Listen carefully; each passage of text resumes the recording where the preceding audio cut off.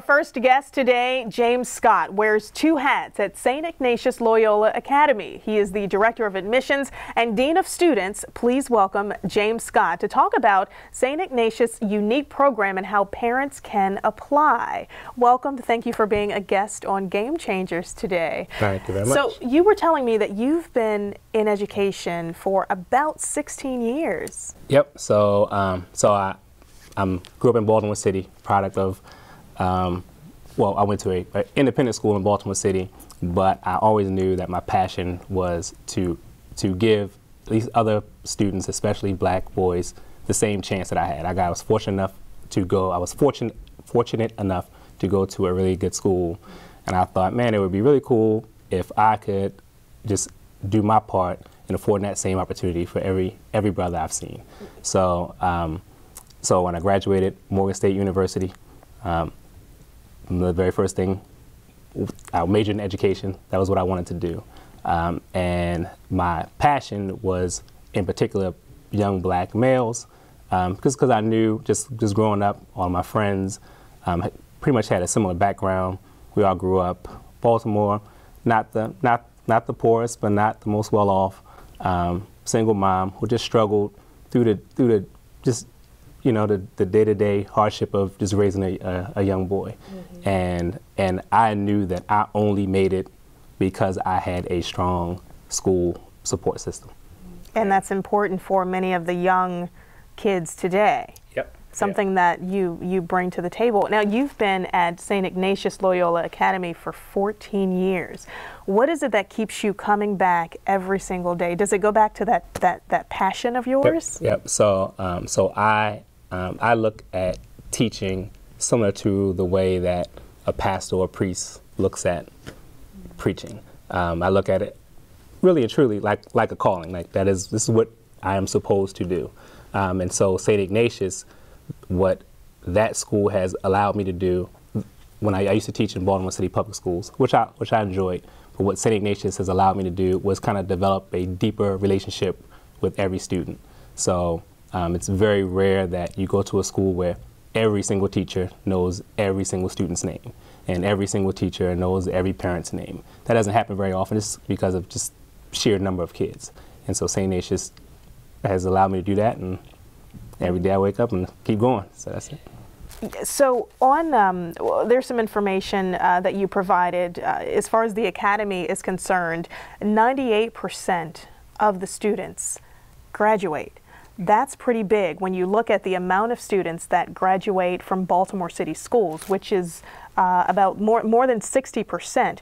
What is it that the academy is doing differently than public schools are doing? So the graduation rate over Baltimore for males in Baltimore City is about 63%. But of that 60, all of the ones who did not graduate, it doesn't mean that they weren't capable of doing high school, you know, academia or college or beyond. What St. Ignatius does that the average school doesn't do, besides us having an extended school day, so the students are there from 7:30 to 5. They're in school for 11 months out of the school year. They go to school in July. In June, the entire school goes to a 2-week overnight camp. That's mandatory. And there is also full-time staff that is dedicated to following our students, not just through high school, but through college as well. So we have two graduate support staff members that when our students go to high school, they offer tutoring, SAT help, they help them fill out the FAFSA for college. Sometimes it just might even be just a ride to prom. But the fact that the students know that they can always come back to their school family for anything, I think just helps a lot in their journey through high school. Yeah. So I wanted to back up a little bit. What is it that made you transition from public school to the academy? Yep. So I enjoyed teaching in public school, but I went to a private school, and so what I noticed was the way the autonomy that the average independent school teacher has in their classroom is different than the average public school teacher. Though it could be the same person and they're both just as smart, but sometimes the class might have to stop because we may have to talk about a given life lesson. We may have to stop class and talk because you know, someone's a family member is sick, or a tragedy happened in one of the students' families, or we just may have to stop the classroom and talk because someone is struggling with just growing up, just being an adolescent. So you incorporate some of the personal lessons into education. Yep. So someone told me a long time ago that you don't remember what people say, but you remember how they made you feel. Exactly. So I think when I think back to my middle school teachers, I don't remember what I learned in middle school social studies, but I do remember the teacher that made me feel like I was a person. I do remember the teacher that made me feel that I belonged in their classroom, that I was just as worthy to do everything the next person did. Okay, well, good. Well, you know, we're going to talk more about what you do, some of the kids, and also about an upcoming open house that St. Ignatius Loyola Academy has. So stay with us. We'll be right back with more. Stay tuned.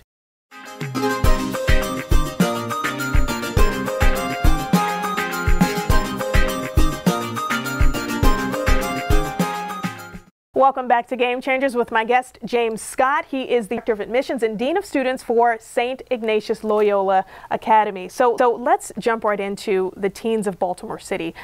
What is your take? What's going on? Got you. So when I think of teens in Baltimore City, before I think of them as 16-year-olds, I think of them as 5- and 6-year-olds who are just starting school. And I see them walk into any given school in first grade and kindergarten and pre-first, and they have the book bags on, their parents with them, everyone's happy. It's a fantastic event. Somewhere along the line, those same bright-eyed, bushy-tailed students become the teenagers that everyone is pulling their hair out about.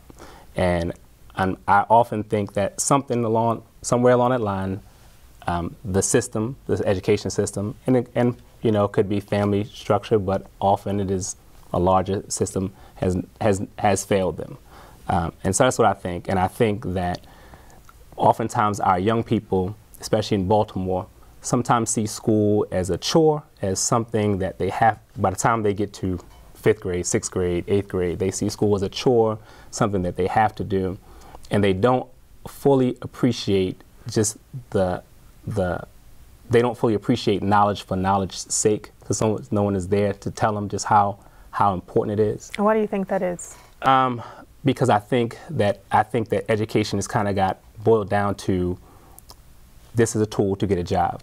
And so if I'm a student and I grow up in a poor neighborhood, normally I know two types of money. I know the money my parents make, and I know celebrity money.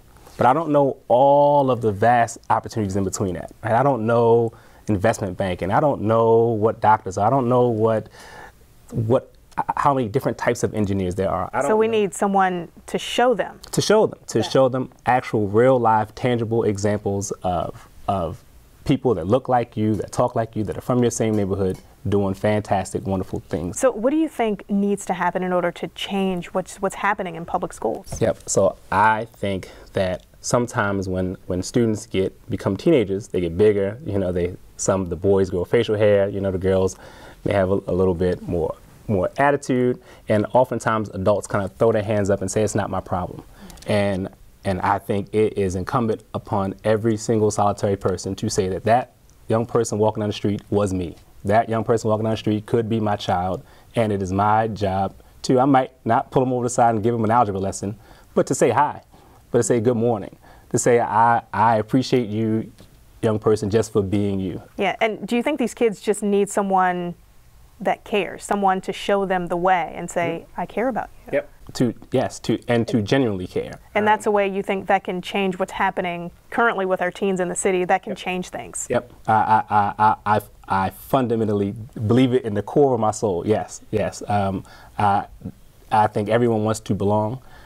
You know, it's natural, rebellious teen mindset to say it's me against the world, right? But you learn older that it's not you against the world, and sometimes you look back and say, man, I wish I had known then what I know now. Yeah. And so the more people saying, hey, I got your back, I understand your struggle. All right. We can do it. So really quickly, before we end this segment, I wanted to talk about the open house that you all have for 4th grade boys, or 5th grade boys, I'm sorry. Talk to us about that. Cool. So our school is 5th through 8th grade. We are looking for current 4th grade boys who are interested in private school, independent school education. Though we are independent school, we are a tuition-free school. So all of the students' tuition is paid for by individual donors and sponsors. So there's no application fee, there's no fee for the parents. If you would like to attend open house, you don't have to register. You can just show up.